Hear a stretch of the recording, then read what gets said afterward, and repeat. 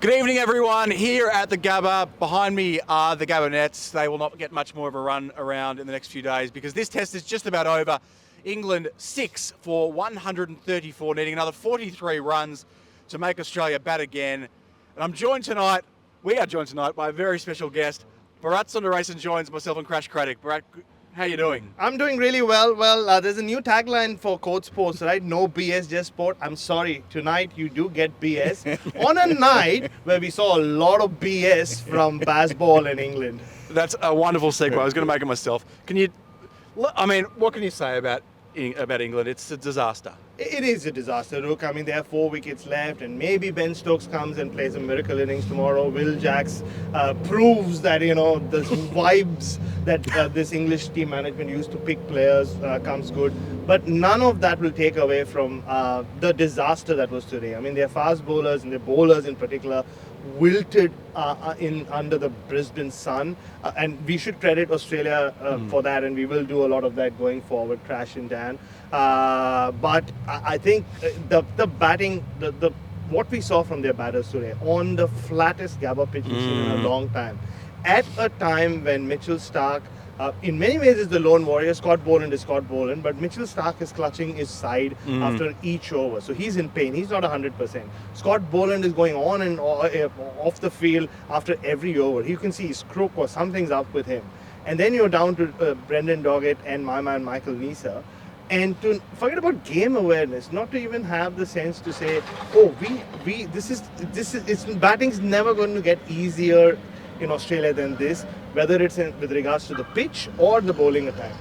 And on a day where their batters have ground you to the dust, and then you throw wickets away the way you do, you can say they have a method, but it's a method if it works at some point, right? It really is not a method, and it's disappointing. And all of this is coming from a place, not just to rant, but we all were part of the build-up for this Ashes series. And we were there in 2023, Dan, in England, when Bazball was, or whatever you want to call it, was fresher. And at that point, they said, hey, but this is entertaining, and it was entertaining.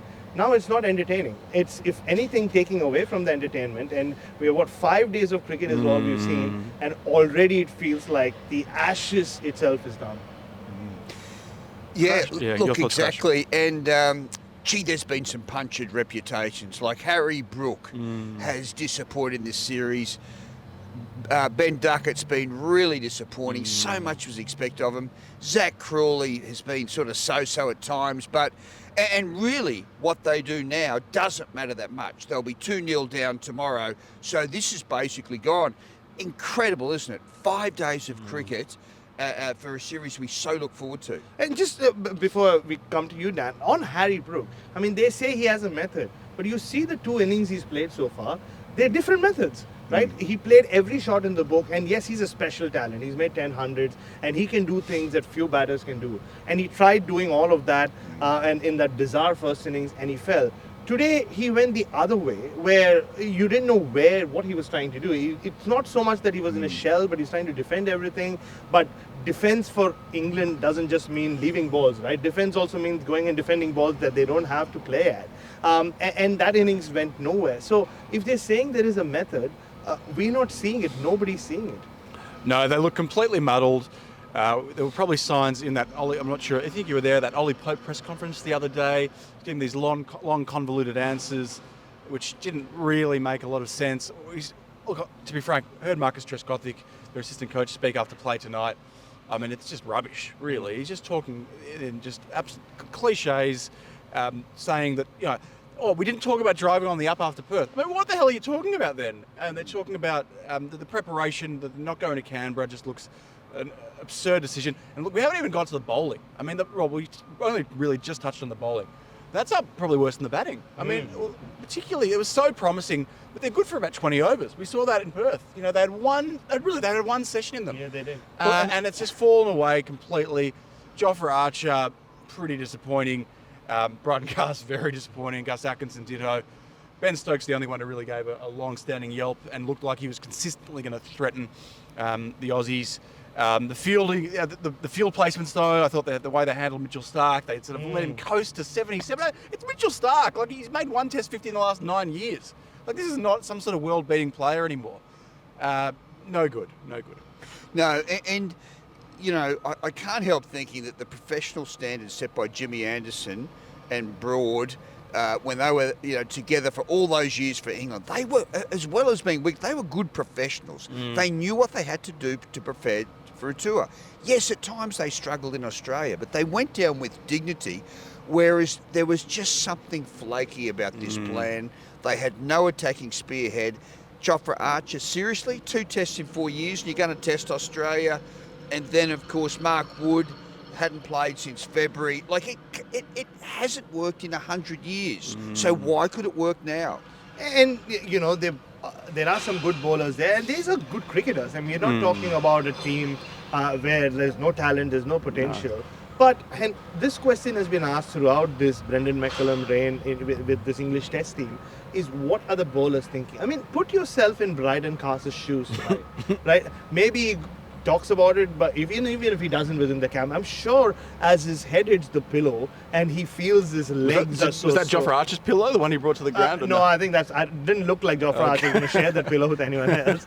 But I'm sure the thought would go through his head saying, hang on, the batters would have seen what we had to endure in that heat, and all they had to do was somehow not play silly shots outside off them, somehow see through the night session, which they had started really well, and then you would see, like, you know, they saw what Mitchell Starc did to us and Scott Boland did to us in the heat.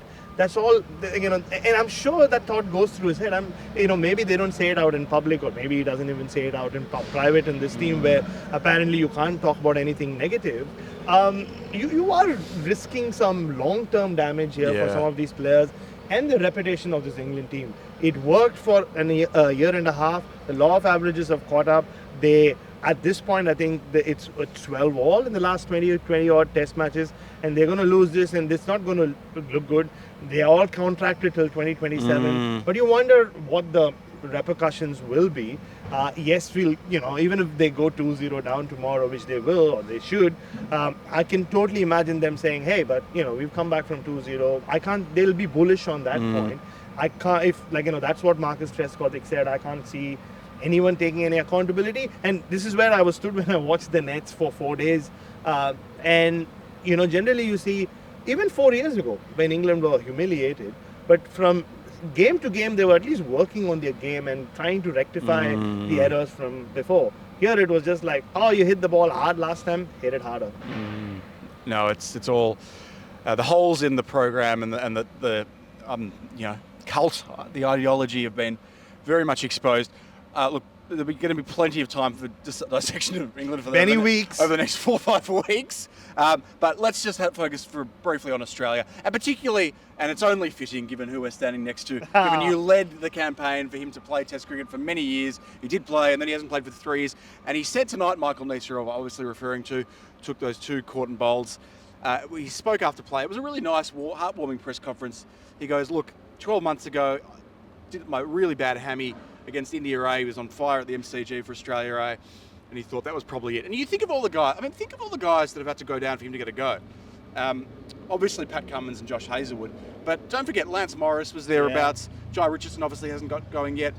Sean Abbott, Brendan Doggett has leapfrogged him. He has fallen behind a lot of players, and he's 35, and yet he remains fighting fit. You know, a true professional. He decided not to go to county cricket this year to make sure his body was right for the start of the domestic season. And, you know, it was an absolute perfect storm. Obviously a very controversial line ball call for him to play.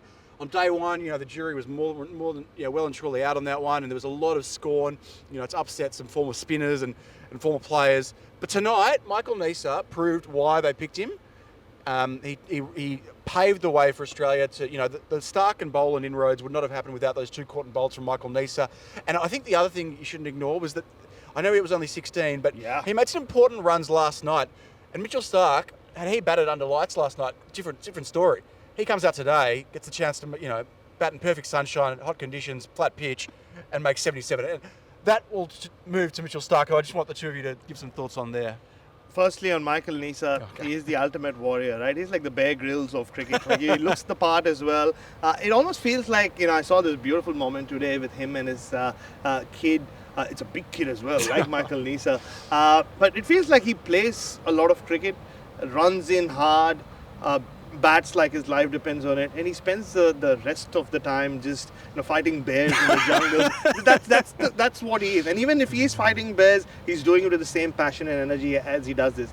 And I will confess, I did not see Michael Neser playing this test match.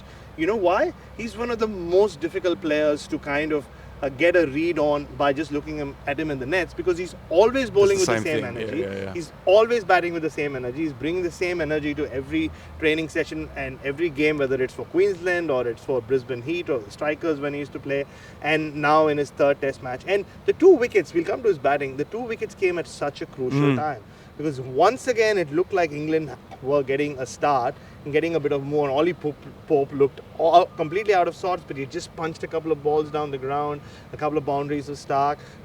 This is when we were wondering, is something wrong with him? Scott Boland had just finished his spell, and for Michael Neser to come in and get those 2 cotton bowls really turned the game tonight. And he was so right about the innings last evening. We spoke to Alex Carey on radio, and none of what Starc and Boland did today so well happens if Michael Neser doesn't see off those last 45 minutes. And if anything, he didn't play any crazy shots. He played a very mature hand. That's experience for you.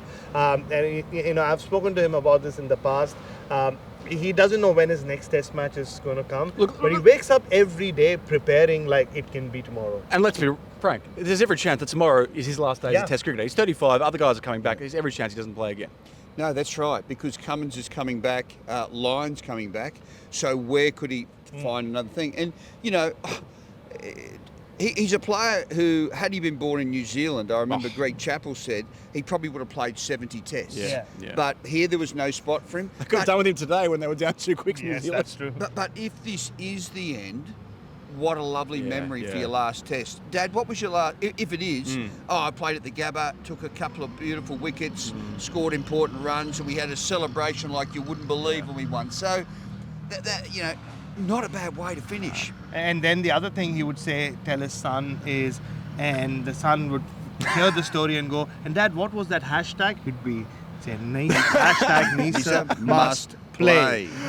Yeah. I know we're already going longer than usual. I just, very quickly, Mitchell Starc. I mean, wow. I mean, really, this guy, I was saying, is he on the Mount Rushmore of Australian Test cricketers? Maybe that's a little bit of a stretch, but he's not far off it. I mean, I think we are talking top 10 Australian Test cricketers of all time. Well, if you're the top leading left arm Test wicket taker in history, you have to be in Australia's top 10. And when your batting average is over 20, that solidifies the argument. But he's also the most underrated, because when you put him on the Mount Rushmore, you go like this, don't you? You say, oh, maybe. No, he's up there. Outstanding. And I think with Test cricket and Mount Rushmores as well, Daniel, and Crash, you've seen a lot more cricket than we have. It's not an age thing. You just watch more cricket than we do. I think the Mount Rushmore, you need one for each 25 years. I think if you break a quarter of a century, and if you look at, say, from 2000 to 2025, I will put him on the Mount Rushmore. Who else you got? Shane Warne. Hannah? Ricky Ponting, Steve Smith. I mean, Glenn McGrath's a tricky one. How many heads are we on this thing? This is not Mount. Oh, yeah. Steve Smith, Shane Warne. It's more like a mountain range. No, Ricky this Ponting. Is the Darling Downs. No, Ricky Ponting and Mitchell Starc. There's 4. All right. Gee, poor Pat Cummins, poor Adam Gilchrist, poor... No, Pat Cummins will feature in the next one. Okay, fair enough. He'll still play for another. See, that's the tricky one with Shane Warne and Glenn McGrath, because they span their decades. Yeah. Anyway, we've run longer than usual, longer than some of these tests are going to go. Been great though. Thanks for joining us, Baz. We'll see you, I'm sure, at some stage during the summer. Oh, for sure. BS will be back.